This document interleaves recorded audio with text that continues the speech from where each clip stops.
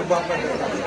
আপনারা যদি ভালো লাগে মনে করেন যে না ভালো আমার সম্বন্ধে জানবেন। আমার নাম আলমজাই মল্লিক, আমি বিএনপি থেকে মডার্ন কেবল। আপনারা আমার জন্য দোয়া করবেন, সহযোগিতা করবেন, পরামর্শ করবেন। ধরেন এই দেখি দোয়া করবেন।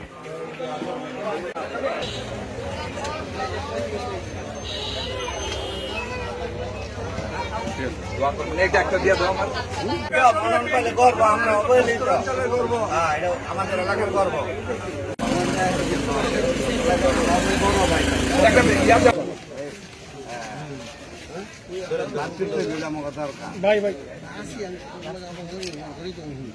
বুদ্ধিমান এবং দেশপ্রেমিক এবং জনগণের কল্যাণের জন্য যে কাজ করে গেছে, আজকে একটা উদাহরণ দিয়ে আমি এখানে বক্তব্য শেষ করবো।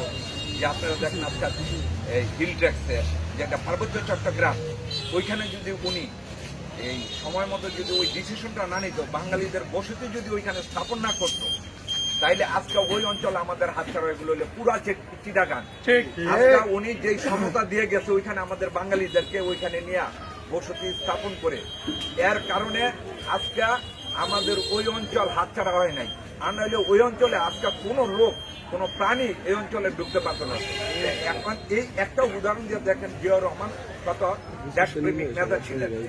আমরা আজকে ওনাকে শ্রদ্ধার সহিত স্মরণ করছি যে উনি যেভাবে দেশ পরিচালনা করছেন, যে ন্যায় নীতি নিষ্ঠার সাথে দেশ পরিচালনা করতে সততার সহিত দেশ পরিচালনা করে গেছেন।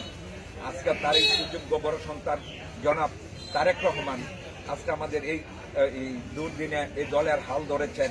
উনিও চাচ্ছেন ওনার বাবার এবং মা যেভাবে দেশ পরিচালনা সেই নীতি অনুসরণ করে নতুন করে দেশকে সাজিয়ে নেওয়ার জন্য আপনারা আজকে আমাদেরকে সহযোগিতা করবেন, যাতে উনি দেশ সুন্দরভাবে পরিচালনা করতে পারে। আমরা এই বক্তব্য যে আমাদের আজকের এই পদযাত্রা, আমাদের 31 দফার লিফলেট বিতরণ শুরু করব। আপনারা আমাদেরকে দোয়া করবেন, সহযোগিতা করবেন।